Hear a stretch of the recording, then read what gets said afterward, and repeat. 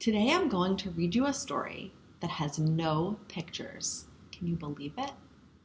Sometimes we hear stories, and a strategy that we can use to understand them better is to imagine them in our brains. It's a big word. It's called envisioning. Can you say envisioning? Envisioning means that you're taking in what you're hearing, and in your mind, you're making your own pictures. You're like the illustrator and a movie director all wrapped up in one. And so today I'm going to read you a story that was written by two grandparents to help their grandchildren understand what's happening with the coronavirus. And so after the story, we'll think about how this story connects to what's happening to us right now. The story is called The Really Big, Huge, Gigantic, Amazing, So Big You Won't Believe It's Snow. And it's written by David and Donna Moss. A lot of stories start with once upon a time, which seems like a great way to start a story. So here it goes. Once upon a time, there was a tiny village named Tinyville. All around the village were beautiful, gigantic mountains. The mountains were so tall that if you tilted your head up to see the tippy top of them, you might get a neck ache. Believe me, that's pretty tall. Every summer was beautiful and warm in Tinyville. Happy children ran through the meadow grass, swung from the willow trees, and jumped into the town swimming pond. The town's wattle ducks waddled through the meadow grass, flapped by the willow trees, and swish-swooped into the town swimming pond. In the winter, the snows fell, and the pond iced over. Happy children skied through the snowy meadow, built snow forts under the willow trees, and skated on the icy pond. The town's wattle ducks were not overly fond of the cold, and they all went to Florida for the winter. It's always warmer in Florida.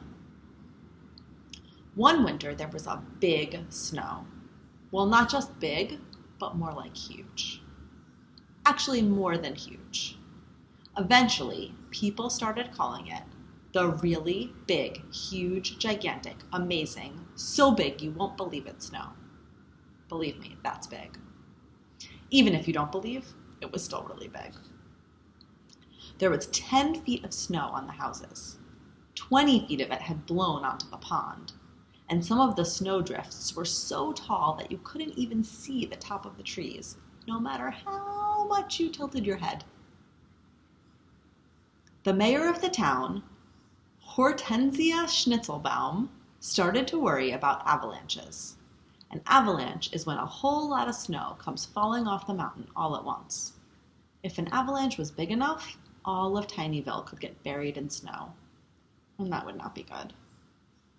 Mayor Schnitzelbaum knew that if the people of the town went outside and stomped around and made too much noise, that could send vibrations through the town and up the mountainside. And if the vibrations were strong enough, that could start an avalanche. So she wrote a declaration. A declaration is like an announcement of a rule. It's like when your mom says, "Please put your toys away now or no story time for you." Sort of like that. The mayor walked softly through the snow to each and every house of the village, tapped very quietly on each door, and whispered the declaration. Why was she being so quiet, you might ask? Go ahead and ask. I'll wait for you. She was being so quiet because she knew that if she were loud, she might cause an avalanche. What did the declaration say, you might wonder? I'm assuming you do wonder, so I'll tell you right now. The declaration said this. Hear ye, and listen up good, all fine citizens and children and dogs and cats and goldfish of Tinyville. If you make too much noise, that could send a strong vibration past the meadow and the willow trees and the swimming pond and up the mountainside and cause a really big, huge, amazing, not in a good way, avalanche. And the whole town could get buried with snow, and that would be bad. So hear ye, all fine citizens, children, and pets of Tinyville. Please be quiet until the snow melts. Otherwise, not so good. When people heard this declaration, they got a little annoyed. They said stuff like, we love playing in snow and laughing and chuckling and cavorting. We like horseplay and tomfoolery and hijinks, and we get kind of noisy when we do that. We like loud and rambunctious snowball fights and rowdy roughhousing in the snowbanks. We don't want to be quiet. They were not too happy with Mayor Schnitzelbaum's declaration and basically asked them to shut up, pipe down, and put a cork in it. Now, maybe you don't know what put a cork in it means. Well, it means pipe down, and pipe down means be quiet. So now you know. They were not too happy with Mayor Schnitzelbaum's declaration that basically asked them to shut up, pipe down, and put a cork in it. Now, maybe you don't know what put a cork in it means? Well, it means pipe down. And pipe down means be quiet. So now you know. But after a while, the fine citizens and their children and pets, and even the citizens who were less fine, started to think about things. Dads grumbled. Well, if I make a lot of noise outside, that could cause the whole town to get buried by snow, and I would feel bad about that. And other parents said, gee, we really need to protect everyone from an avalanche, so we just need to be careful and quiet. And sooner or later, the sun will shine, and the snow will melt, and we can go back to making all the noise we want. It was harder to convince the children. After all, what's more fun for children than to run and laugh and stomp and jump and yell, and generally be extremely noisy? But each child came to understand how important it was to put a cork in it and keep everyone safe from a really big, huge, amazing, not in a good way, avalanche. The town goldfish didn't really care about having to be quiet, since they don't really make any loud sounds and are not generally rambunctious. So what happened, you might ask? Well, you don't have to ask, though you can if you want to, because I'm about to tell you what happened. Starting now. Well, right after this. Okay, now. Everybody stayed home, safe inside their cozy, warm Tinyville cottages. They snuggled near the fireplaces. They played cards quietly. They cooked stew and soups and macaroni and pasta. They played games and read books and took long baths, and they brushed each other's hair. Their hair got so shiny and beautiful they barely recognized it.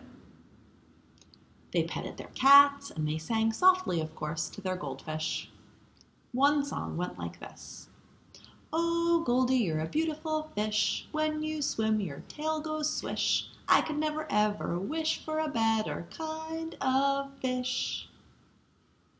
And the people made biscuits and pancakes and flapjacks and griddle cakes and hush puppies and cupcakes and ice cream and frozen yogurt, but not popcorn. That would have been too noisy.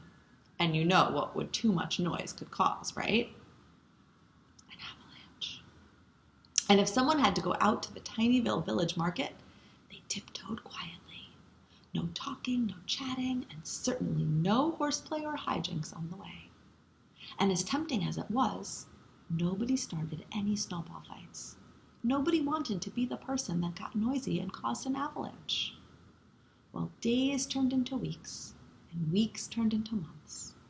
And then one day, the sun burst through the skies, and it got a little warmer.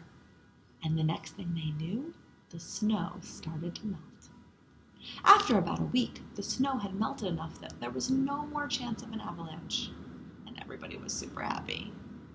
The fine citizens and the children and the dogs and the cats, maybe not the goldfish, all ran outside to the Tinyville town square to listen to Mayor Schnitzelbaum make a proclamation.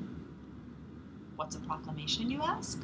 Oh, you have a lot of questions, but that's okay. Proclamation is a pretty big word. A proclamation is just like a declaration. Pretty much the same thing. The mayor read the proclamation proudly and in a loud voice. She shouted, hear ye, and listen up good, all fine citizens and children and dogs and cats and goldfish of Tinyville. The snows have melted. We can be noisy again. I am so very proud of each and every one of you for being quiet the past few months. Every person and pet did what they had to do to protect the town and all of their neighbors. I know it wasn't easy, but they did it. And so hear ye, all fine citizens, children, and pets of Tinyville. Swing open your doors and windows and rush outside and have a rumpus and be as loud as you want. And the people all smiled and looked at each other and shouted in their loudest voices, "Hooray for Tinyville!" And the sound vibrated past the meadow and the willow trees and the swimmy pond, all the way up to the top of the mountains.